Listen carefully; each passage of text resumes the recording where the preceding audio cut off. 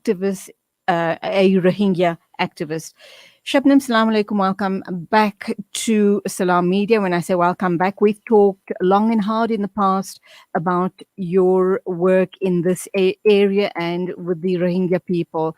Sad to say, their situation seems to be getting worse by the day. Walaikum salam. Thank you very much for having me. And yes, you're correct. And it's even worse because yesterday, Myanmar celebrated its 73rd independence anniversary, and all the Rohingya are still not free. They don't even have the normal rights that citizens are afforded in their country, and they're still, subjected to an ongoing genocide. So unfortunately, I don't have much good news for you on that front today. And now you and other advocates for peace and activists around the world have been calling for the release of this photographer, the Rohingya photographer Abul Kalam. I'm sure this is not the first time that a high-profile Rohingyan person has been detained without trial or been put into unbearable and unspeakable hardship. Shabnam, are you there? Hello? All right. We seem to have lost the connection with Shabnam. Let's try and get it back online whilst we take a very quick ad break. Breaking stereotypes, moving boundaries, joining hands. Salam Media.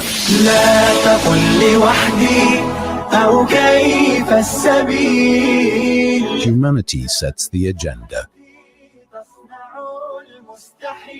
Shabnam, welcome back. Did you hear my question or do you want me to repeat it? Jen? Shabnam, are you there? I am here. I can hear you. Okay, did you get my question? No, please repeat. All right, I'm just wondering why the activism around Abul Kalam, the photographer.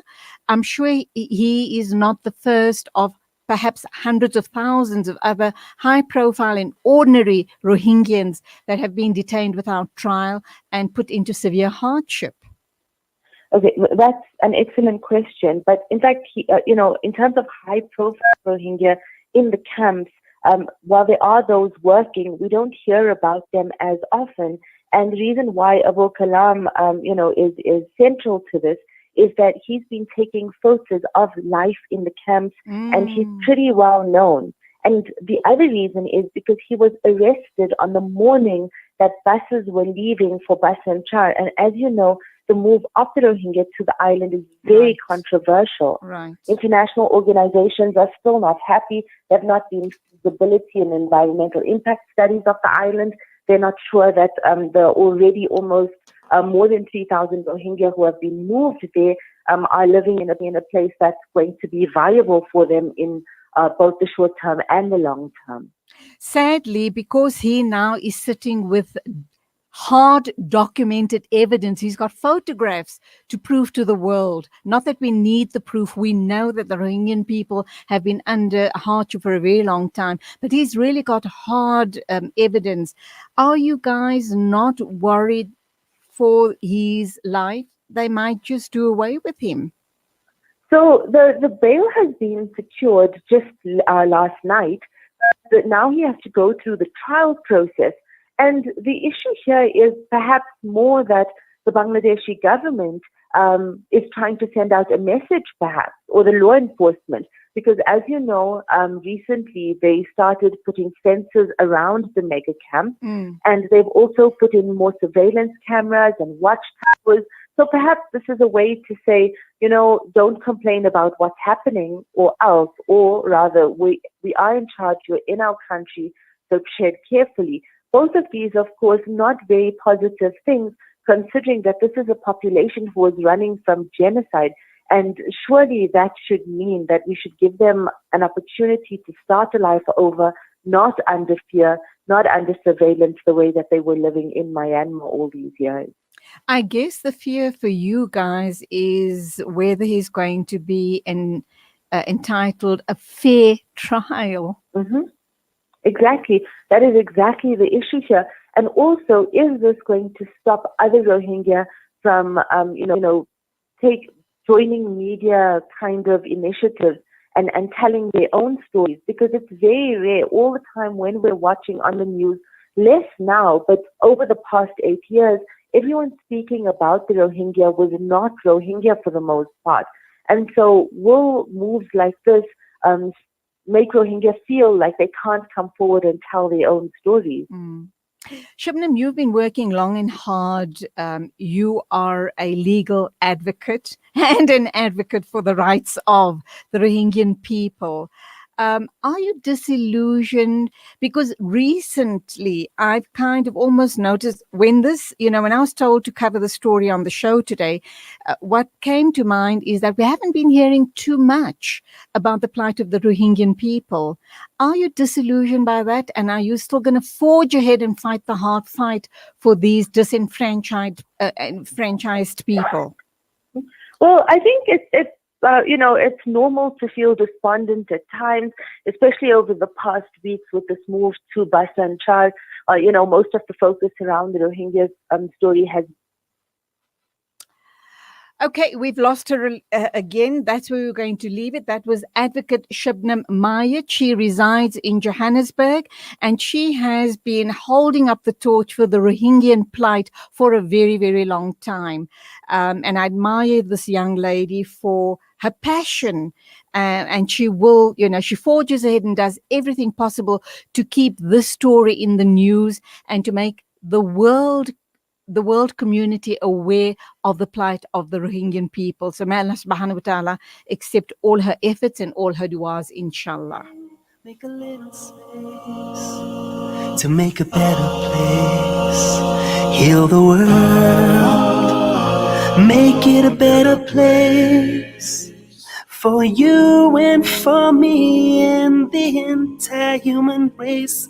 There are people dying. If you care enough for the living, make a better place for you and for me. Yeah. If you want to know why, there's a love that cannot lie. Love is strong, it only cares for joyful giving. If we try, we shall see. In this bliss we cannot feel. Fear or dread, we stop existing and start living. Then it feels that always love's enough for us growing. So make a better world, make a better world. Heal the world, make it a better place. For you and for me and the entire human race. There are people dying. If you care enough for the living, make a better place for you and for me. And the dream we were conceived in will reveal a joyful face. And the world we once believed in will shine again in grace. Then why do we keep strangling life on this earth crucified soul? Though it's plain to see this world is heavenly, be God's glow. We could fly so high, let our spirits never die. In my heart, I feel you are all my brothers. Create a world with no fear. Together we'll cry happy tears. See the nations turn their swords into plowshares. We could really get there if you cared enough for the living. Make a little space to make a better place. Heal the world, make it a better place. For you and for me and the entire human race. There are people dying. If you care enough for the living, make a better place for you and for me. Heal the world, make it a better place for you and for me. An informative Islamic global perspective.